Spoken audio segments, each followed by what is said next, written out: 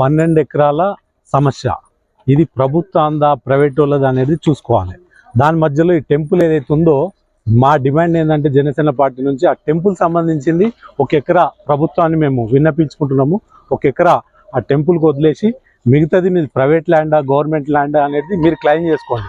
కానీ ఇక్కడ హిందువులని బాధ పెట్టినట్టు ఇక్కడ ఏదైతే డొమాలిషన్ అయిపోయింది టెంపుల్ కూడా ఇప్పుడు ఏం లేదు. వాస్తవంగా చూస్తే టెంపుల్ అనేది లేదు, అక్కడ ఆనవాళ్ళు కూడా కనిపిస్తలేదు.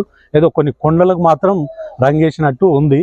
సో నేను ఈ ప్రభుత్వాన్ని నేను కోరేది ఒక్కటే, ఇప్పటికైనా మీరు ఆలోచించి ఈ టెంపుల్ సంబంధించిన వరకు 1 ఎకరా వదిలేసి మిగతాది మీ ప్రభుత్వం అందా లే ప్రైవేట్ వాళ్ళదా అనేది మీరు తేల్చుకుంటే ఇదైపోతుందని నేను ప్రభుత్వాన్ని ముఖ్యమంత్రి రేవంత్ రెడ్డి గారిని నేను కోరుకోవడం జరుగుతుంది జనసేన పార్టీ ద్వారా.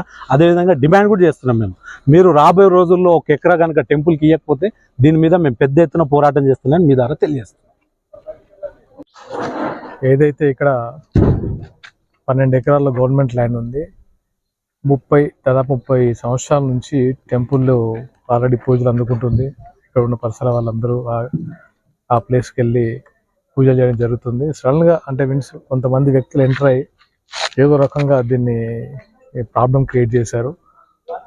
యాజ్ వెల్ యాజ్ గవర్నమెంట్ కూడా ఒక రకంగా ఏంటంటే అక్కడ టెంపుల్ మొత్తం డిమాలిష్ చేసి అసలు ఏ ఆనవాళ్ళు లేకుండా చేయడం కరెక్ట్ కాదనిపించింది. ఎందుకంటే ఆల్రెడీ ఎప్పటి నుంచో ఉన్న వాతావరణాన్ని డిస్టర్బ్ చేసి ఇప్పుడు ఈ హై సెక్యూరిటీలో ఉంచడం కరెక్ట్ కాదేమనిపించింది.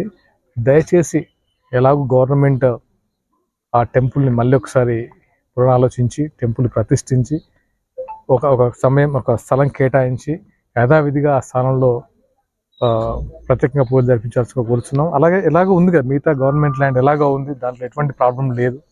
ఉన్న ఆ వాతావరణాన్ని ప్రశాంతంగా ఉంచాలని మనస్ఫూర్తిగా కోరుకుంటున్నాను. Thank you so much.